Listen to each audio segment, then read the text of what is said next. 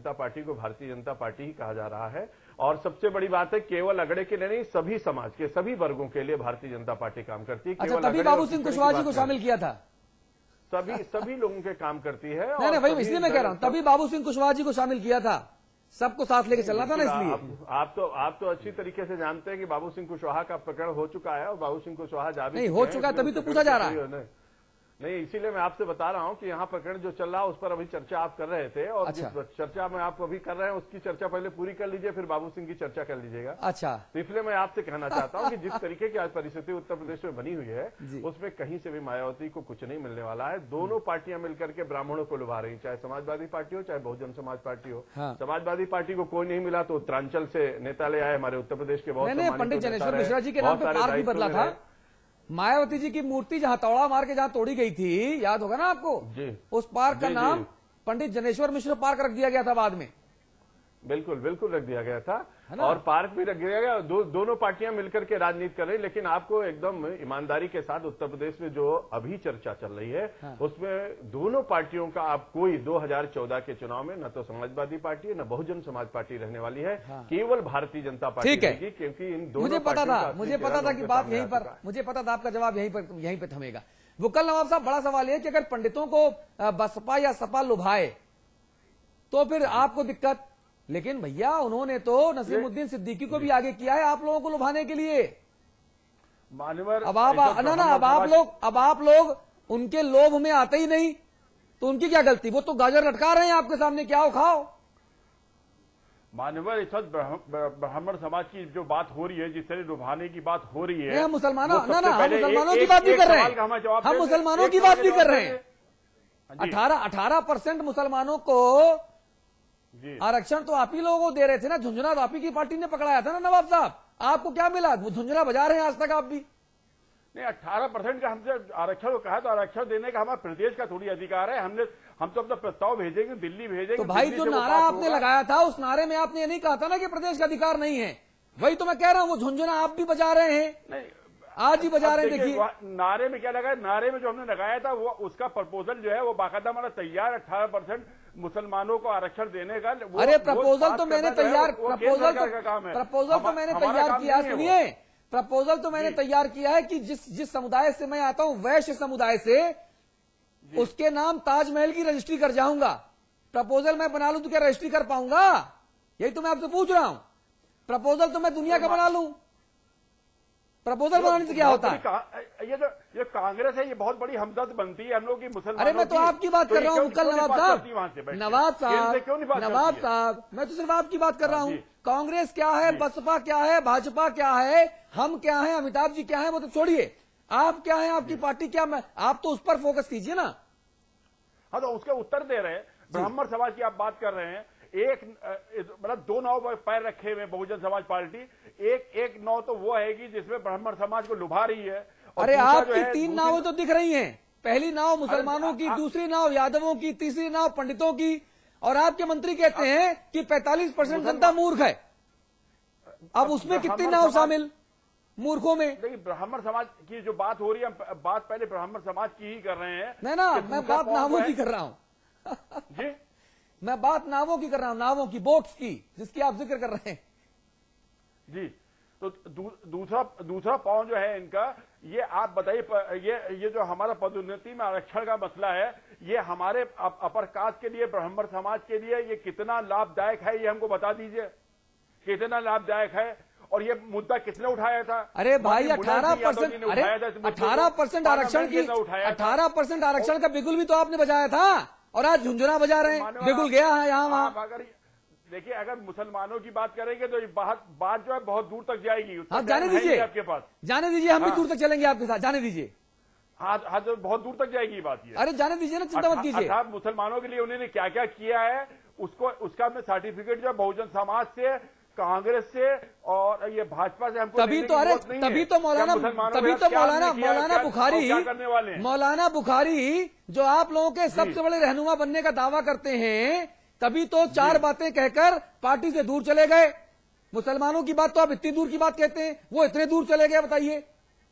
मौलाना बुखारी साहब जो है, वो आप उनके बारे में हमसे ज्यादा आप खुद जानते हैं कि जो उनकी डिमांडें थी, जिस तरीके से वो मनवाना चाहते थे, जिस तरीके से हम लोगों को मतलब एक दबाव में नहीं जाते पार्टी को, हमारी पार्टी किसी की दबाव में आने वाली नहीं है। हाँ। वो 21 तारीख को अगर व्हाइट हाउस में अगर वो करना चाहते रैली तो करे रैली और दिखा दे अपने जो कुछ दिखाना है इनको। कितने हैं इनके साथ में? हाँ। इनका जो दामाद, इनका बेटा जो खड़ा हुआ था चौथे नंबर के ऊपर आया है उसके अंदर विधानसभा चुनाव में जब हमारी लहर चल रही थी 2012 के अंदर। नवाब साहब, लेकिन नवाब साहब, लेकिन जैसे कहा जा रहा ना कि साहब मुसलमान जो हैं, एक मुसलमान दूसरे मुसलमान को आगे बढ़ा के चले, आगे लेकर चले, 18% हम आरक्षण देंगे तो मुसलमानों का कल्याण होगा।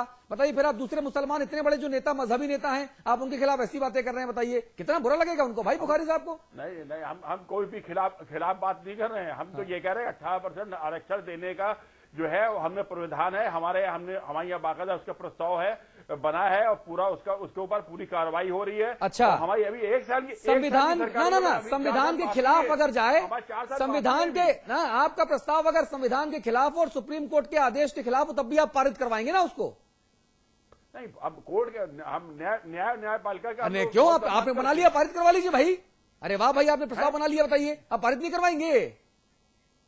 नहीं, पारित तो हम ये अपने यहाँ करेगी, केंद्र सरकार करेगी। और जहां तक न्यायपालिका का सम्मान का सवाल पैदा होता है तो न्यायपालिका जो कहेगी वो हम मानने को बाध्य हैं। हम क्या सबको मानने को बाध्य है? ये देखिए, मन भावे मूड़ी हिलावे, हमारे बुंदेलखंड में कहा जाता है, मन भावे मूड़ी हिलावे, यही आप कह रहे हो? नहीं, ये हम नहीं कर रहे हैं। अरे और क्या, जी यही तो आप कर रहे हैं। आग लगा के पानी को दौड़ रहे हैं, यही तो कर रहे हैं आप। जब आपको पता है कि सुप्रीम कोर्ट की रूलिंग आ चुकी, जब आपको पता है कि संविधान क्या कहता है, तब भी आप प्रपोजल बना के रखे हो। 50% से ऊपर आरक्षण कौन दे देगा भाई? और आपका 18% मिला देंगे। अगर आप 18% मिला देंगे तो 68% हो जाएगा, 68% हो जाएगा। कहां से दोगे? अपने घर से लेके आएंगे आप या मैं? 18% आरक्षण की जो बात हो रही है तो 18% तो आरक्षण उनको केंद्र सरकार को देना है, वो हमने नहीं कहा था। उसके अंदर अगर मान लीजिए अभी आप कह रहे हैं आपने प्रपोजल बना लिया, अब आप कह रहे हैं मैंने नहीं कहा था। हमने कहा था। अभी आप कह रहे हैं, अभी आपने पहले कहा था नहीं कहा था, केंद्र सरकार देगी। फिर आपने प्रपोजल क्या बनाया? आपने प्रपोजल क्या बनाया? हमारी सरकार को सिर्फ 1 साल हुआ है अभी, मानवर 1 साल हुआ, सिर्फ 1 साल। अरे भाई तो बताइए 18% का जुगाड़ क्या 5वें वर्ष में करेंगे जब वोट मांगने जाएंगे, या 2014 में कर लेंगे? यही तो मैं पूछ रहा हूं आपसे। अरे मुस्लिम को जो हमने 30,000 रुपया जो अभी हमने दिया है ना 18% पे 18% धन दिया, 18% को नहीं मिला, किसको मिला है? अच्छा चलिए उसी की बात कर लेते हैं। क्या मुसलमानों की लड़कियां बाकी जातियों की लड़कियां नहीं? तो आप खुद ही तो मुसलमानों की बात कर रहे हैं। बात तो आप मुसलमानों की कर रहे हैं, तो हम मुसलमान की बात बता रहे हैं। अरे भाई मैं तो समाज में सर्वधर्म संभाव और एक रूपता की, एकजुटता की बात कर रहा हूं। तो हमारे माननीय नेताजी जो है, माननीय राष्ट्रीय अध्यक्ष मुलायम सिंह यादव जी जो हैं, वो सर्वधर्म समाज और हर एक को लेके चलने वाले हैं। हाँ। वो तो फिर ना लेकर चलने वाले हैं, तो फिर यादव, मुसलमान और ब्राह्मणों, इन तीनों का जिक्र जोर शोर से क्यों होता है? ये क्यों नहीं बोला जाता कि साहब हम सर्व समाज को लेकर चलेंगे? सर्व समाज का ही बात करते हैं। अच्छा ठीक है, ठीक है। हमने 2007 में इन्हीं ने आपके ये जो बहुजन समाज पार्टी है, इसे 70 सीटें हमें 2012 में 70 सीटें दी। हाँ। और 10 सीटें जीत के आई हैं। हाँ। और हमने सिर्फ 45 सीटें दी। अच्छा, 45 सीटें दी हमने। चलिए आप लोग लेते देते रहिए भाई, आपके पार्टी के अंदर आप लोग लेते देते रहिए। चलिए ठीक है, ये आपकी मित्रता है, आपका व्यक्तिगत मामला है। आपकी संवाद की टिप्पणी देखिए, बहस फिर गलत दिशा में ले गए आप सब लोग मिलके, है ना। बहस का विषय दूसरा था और वो पता नहीं कहां कहां किन किन वीथिकाओं से गुजरती हुई कहां पहुंच गई, कौन से रूट की बस पकड़ ली उसने। उत्तर प्रदेश के पिछले 2 दशकों के चुनावों की समीक्षा कीजिए, लोकसभा और विधानसभा दोनों की, तो 1-2 तथ्य सूर्य की रोशनी की तरह साफ नजर आते हैं। सिर्फ 2 तथ्य। पता नहीं मुकल नवाब ने कभी उस पर गौर किया कि नहीं किया, महेंद्र सिंह जी ने किया कि नहीं किया। उत्तर प्रदेश का यादव मतदाता, अरे भाई सुनिए ना नवाब साहब, अब आपके बोलने का कोई विषय बचा क्या? अच्छा चलिए नवाब साहब, मैं अमिताभ जी के शब्दों में बराए माफी मैं संशोधन करता हूं कि नहीं आपको पता है, आपने सुना भी होगा। ठीक, उन्होंने कहा पता नहीं आपने सुना नहीं सुना, मैं कहता हूं नहीं आपने सुना होगा। अब सुन लीजिए। अभी तो मैंने बात ही नहीं कही, तो आप फैसला कैसे दे देंगे सुना है कि नहीं सुना है? दो बातें साफ हैं। एक, उत्तर प्रदेश का यादव मतदाता 72 से 75% on an average Mulayam Singh Yadav की पार्टी को वोट करता है। वो गठबंधन में जाए तो, अकेले जाए तो, यानी वो मुलायम सिंह यादव के चेहरे को वोट करता है। एक चीज ये गांठ में बांधिए महेंद्र सिंह जी, आप भी। और दूसरा, 20 वर्षों का एनालिसिस बताता है, ये एनालिसिस सामान्य तौर पर लोग करते नहीं, और दूसरा एनालिसिस बताता है उत्तर प्रदेश का कि उत्तर प्रदेश का जो जाटव मतदाता है वो 84% से 88%, कितना, कहां, 72 से 75, और इनका जो जाटव मतदाता है वो 84 से 86% वोट करता है मायावती के चेहरे पर। इसके अलावा जितनी जाति, जितने मजहब उत्तर प्रदेश में सब बंटते हैं, उसकी किसी के पास कोई फ्रेंचाइजी नहीं।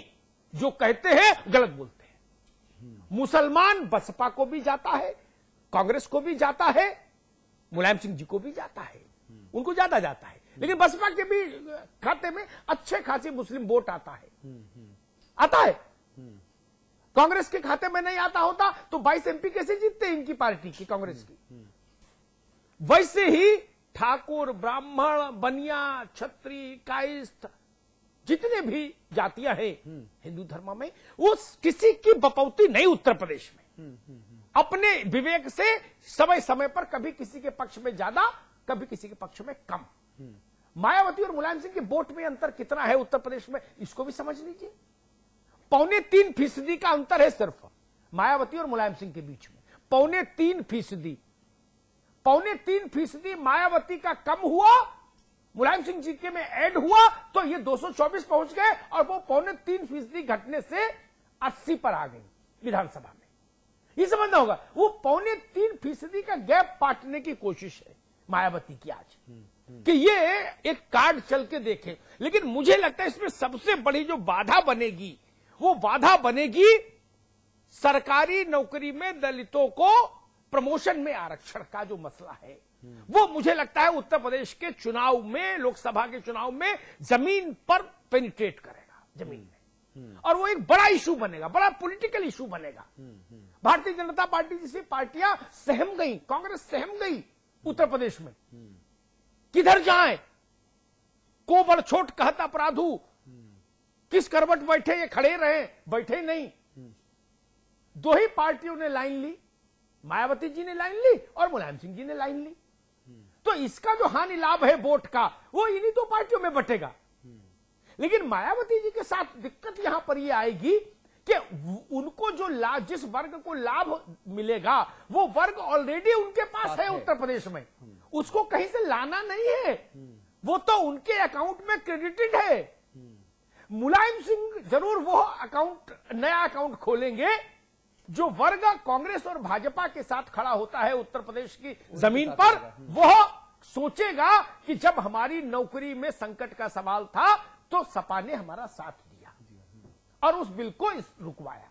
तो मुझे लगता है वो लाभ समाजवादी पार्टी को जरूर मिलेगा। मायावती उसी की भरपाई के लिए ये कवायद कर रही है कि भाई मुस्लिम, ब्राह्मण, ठाकुर, बनिया कैंडिडेट ही उतार दीजिए, तो शायद अपनी जाति का कैंडिडेट देख के उन जातियों का आक्रोश थोड़ा सा थमे, बैलेंस हो या रुक पाए। ये सारी कवायद इसके लिए जी, ये सारी कवायद वो 3.25% वोटों का जो स्विंग है, उसकी कमी को कैसे पाटा जाए, उसकी कमी को हम ब्राह्मण मतदाताओं से कैसे पाटें, और जो promotion in reservation in promotion का ये जो एक मंत्र चला मायावती ने,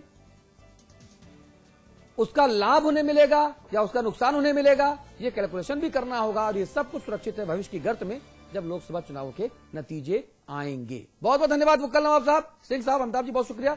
जनता जनार्दन आपका भी बहुत धन्यवाद। समाचार प्लस के इस विशेष कार्यक्रम में हिस्सा बनने के लिए। आपके अपने चैनल समाचार प्लस पर खबरों का सिलसिला लगातार जारी है।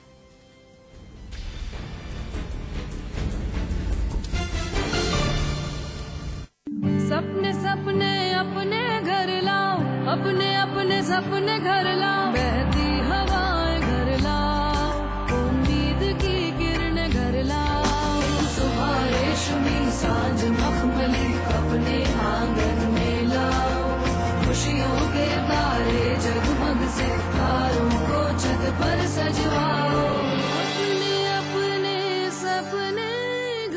घर लाओ। Supertech, yours for life.